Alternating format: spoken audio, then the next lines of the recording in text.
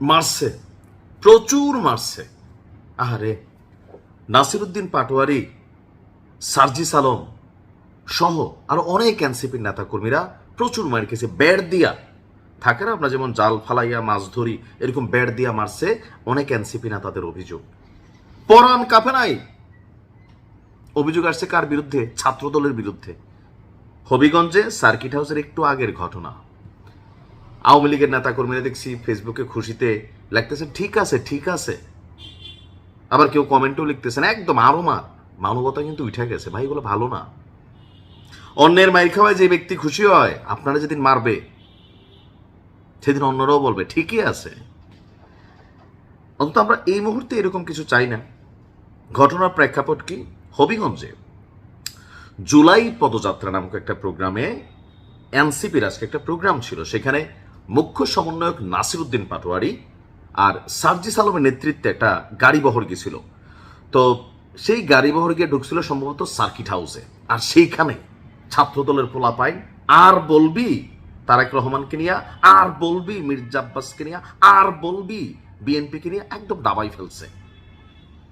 এখন যখন এরকম বইলা বইলা ডাবাইছে তখন এটা নিয়ে প্যাস লাগছে, কিন্তু ছাত্রদল যারা মূল কমিটি তারা বলতেছে ভাই এটার সাথে আমাদের কোনো রকম রিলেশন নাই, আমরাও চাই ঘটনাটার তদন্ত হোক, আসলে কারা দোলাইছে এনসিপির এই সার্জিসের মতন একটা নাবালক শিশু বাচ্চা আর নাসিরুদ্দিন পাটোয়ারির মতন একজন সাবালক মানুষ, তাদেরকে এইভাবে মারতে পারে আজকে, এটা কেমন একটা বিষয় হয়ে গেল।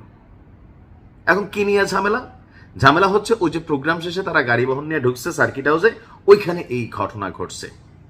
এখন এই ঘটনা নিয়ে সার্জিস আলমের একটা ভিডিও ভাইরাল হয়েছে, নাসিরুদ্দিন পাটোয়ারি। এখন আমার মনে হয় নাসিরুদ্দিন পাটোয়ারি এবং সার্জিস আলম এই গেল কয়েক যেই সময়টা নির্বাচনের আগে পড়ে বিএনপি নিয়ে অথবা বিএনপির যারা লিডিং পজিশনে আছেন বা জনাব তারেক রহমানকে নিয়ে অথবা অতীতে বিএনপির কর্মকাণ্ড নিয়ে তারা যেই পরিমাণ কথা বলেন, মানে এক একজন এক একভাবে ভাইরাল হবার জন্য বলেন বিভিন্নভাবে, বা বিএনপিরা তো এরকম একটা মাইর খাওয়ার জন্যই বলেন, আর একটু ভাইরাল হইতে এরা কিন্তু বলে ভাই, নন স্টপ বলে। তো এই বলার কারণে বিএনপির যারা নেতাকর্মী আছেন স্বাভাবিকভাবে তারা ক্ষুব্ধ হয়। এটা বাংলাদেশ, যেখানে বাবার চেয়ে পিতার চেয়ে রাজনৈতিক নেতার, রাজনৈতিক দল এবং রাজনৈতিক গুরুর ভালোবাসা বেশি কর্মীদের মধ্যে।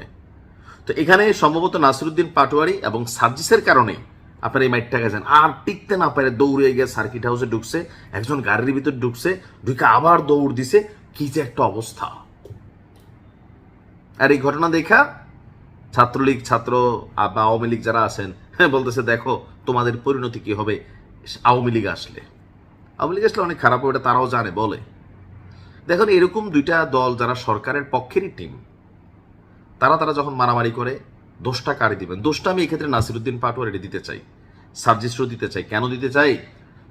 তারা ভাইরাল হবার জন্য হোক, যেমনি হোক, মানে তারা মনে করে এনসিপির এই দুই চারটা লোক ছাড়া এদের বিরুদ্ধে 101টা অভিযোগ আছে। তো এরা যেরকম বক্তব্য দেয় অন্যান্য রাজনৈতিক ব্যক্তিত্বদেরকে নিয়ে বা দলগুলোর ইস্যুতে, কাউকে কোনো সম্মান করে না। আর এই সম্মান না করার কারণে তারা কিন্তু এরকম ঝামেলার মুখোমুখি বিভিন্ন জায়গা হয়। এখন ছাত্রদলের বক্তব্য হচ্ছে যে ভাই আমাদের কমিটির কোনো লোক এখানে নাই, হয়তো যারা করছে তারা ছাত্রদলের পরিচয় দিচ্ছে। আমার ধারণা এরকম হইতে পারে, আসলে ছাত্রদল নাই, কিন্তু অনেকে আছে। ওই যে সিলেটে একটা ঘটনা ঘটছিল না, বদরুল লীগ একবার ছাত্রলীগের নাম হয়ে গেল, যে বদরুল খাদিজারে পছন্দ করতো, খাদিজা রাজি হয় নাই, বদরুল গিয়া আলকা চাপাতি দিয়া সাইজ করে ফেললো। পরবর্তী দিন থেকে দেখা গেল বদরুলের নাম দিয়া ছাত্রলীগ কলঙ্কিত হলো, বদরুল লীগ হয়ে গেল। এখন বদরুল তো ব্যক্তিগত ঘটনা ঘটাইছে। এখন এই ঘটনা যারা ঘটেছে তারাও হয়তো বিএনপির একনিষ্ঠ ভক্ত, কিন্তু আসলে কোনো পদ পদবিতে নাই। আবার হইতে পারে এটা আওয়ামী লীগেরই কোনো গ্রুপ, ছাত্রলীগের কোনো গ্রুপ, যে একটা উসিলা দিয়ে আওয়ামী লীগের উসিলা তো মারা যাবে না, তো এরকম একটা উসিলাতে মার দিয়ে ফেলি। এখন যেহেতু ছাত্রদল দাবি করছে ঘটনার তদন্ত হোক, অর্থাৎ তারা মেক শিওর আছে তারা ঘটায় নাই। এখন একটু পরে তারা বক্তব্য দিল, বাট সার্জিস তারা এটাই বলছে যে এটা ছাত্রদল তারা ঘটাইছে। এখন সত্যমিত আল্লাহ ভালো জানে কে কি করছে না করছে, তবে এগুলো আসলে মানে কামনীয় না। মিলেমিশে থাকতে হবে ভাই, ক্ষমতার বেলা মিলেমিশে থাকাটা বড় কঠিন। দেখা যাক কি হয়। ভালো থাকুন।